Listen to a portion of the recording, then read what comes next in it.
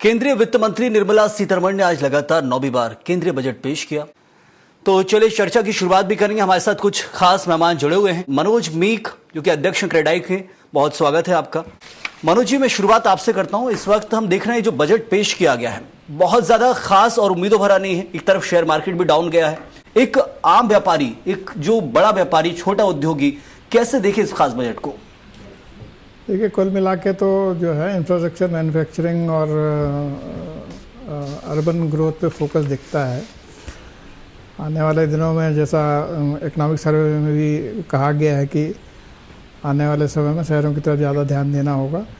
Budget speech में भी जिस तरीके से रीजनल लेवल पे बजट का प्रावधान किया गया है 5,000 करोड़ पर रीजन का, वो भी एक नया कदम है और जो अर्बन सेक्टर है उसके इम्प्रूवमेंट पे फ़र्क डालेगा। वहीं से मैन्युफैक्चरिंग, वहीं से रोज़गार और आर्थिक गतिविधियाँ बढ़ती हैं। इसके अलावा टेक्नोलॉजी पे फोकस दिखता है काफ़ी, चाहे एआई हो या सेमीकंडक्टर हो, क्योंकि उसमें हम अमेरिका, चाइना के बाद हमें निश्चित रूप से तीसरे नंबर पर बने रहना ज़रूरी है, बल्कि 1-2 के आसपास ही बने रहना पड़ेगा, क्योंकि जो टेक्नोलॉजिकल चेंज है इतना तेज़ है कि हम अगर उस तेज़ी से आगे नहीं बढ़े तो बहुत संभावना है कि हम और नंबरों में नीचे चले जाएं।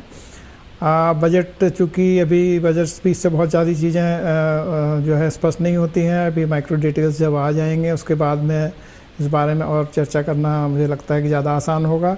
कुल मिला के सरकार ने बजट में जो भी प्रावधान बढ़ाए हैं उसके कारण इकोनॉमिक एक्टिविटीज़ तो बढ़ेगी ही, क्योंकि इंफ्रास्ट्रक्चर में बड़ी स्पेंडिंग दिखती है।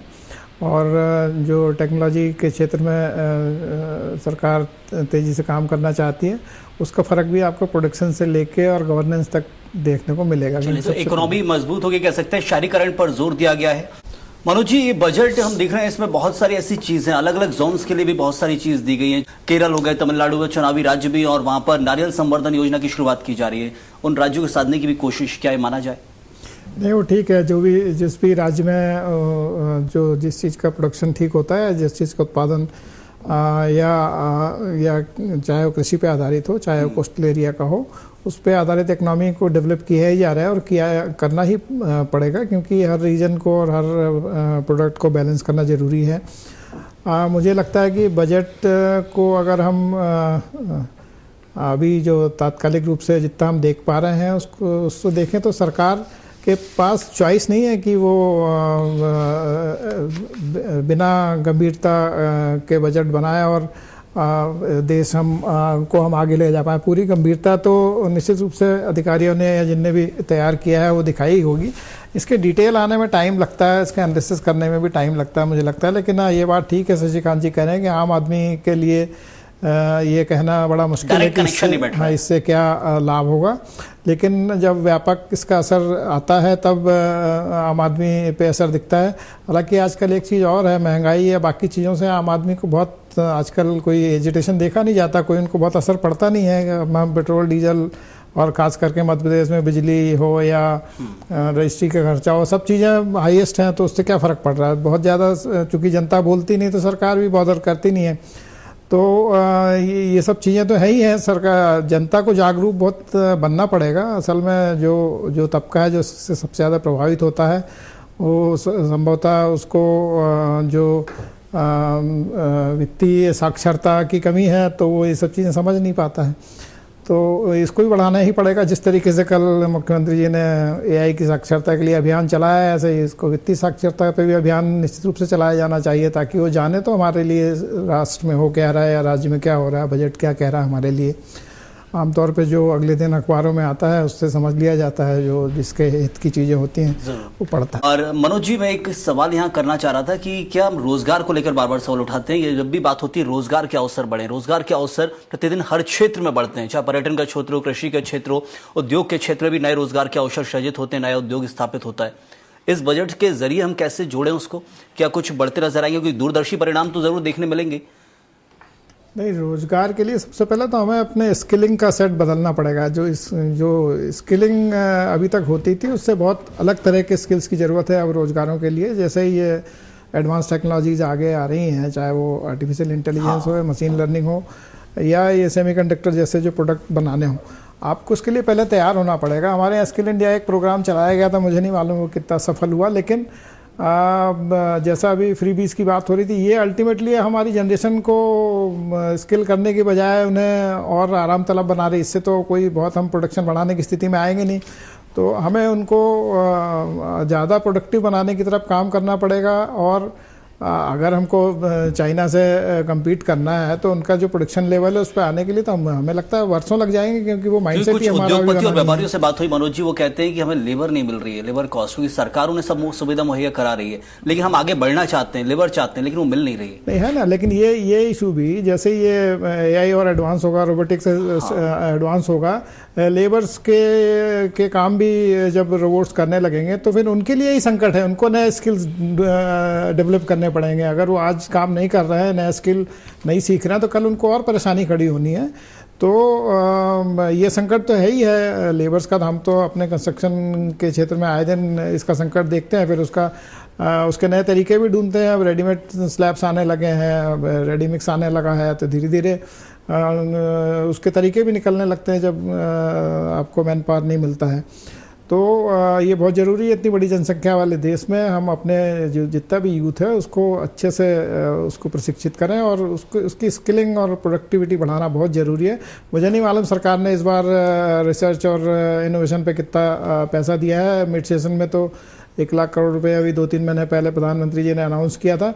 सबसे ज़्यादा ज़रूरत मुझे लगता है इस पर काम करने की है। अगर हमें जो ये एडवांस टेक्नोलॉजीज़ हैं, चाहे वो AI हो या क्वांटम कंप्यूटिंग हो, उस तरफ अगर काम करना है तो रिसर्च पे बहुत पैसा डालना पड़ेगा, क्योंकि अल्टीमेटली क्वांटम कंप्यूटिंग आप देख रहे हैं कि हमारी भारतीय ज्ञान परंपरा की तरफ ही लाइन कर रही है, और वो आखिर में हमें ही उसको पोषित करना पड़ेगा, क्योंकि जो ज्ञान हमारे देश में है वो हमारे ही ऋषि मुनियों या जो बौद्धिक लोग हैं उनके पास में है।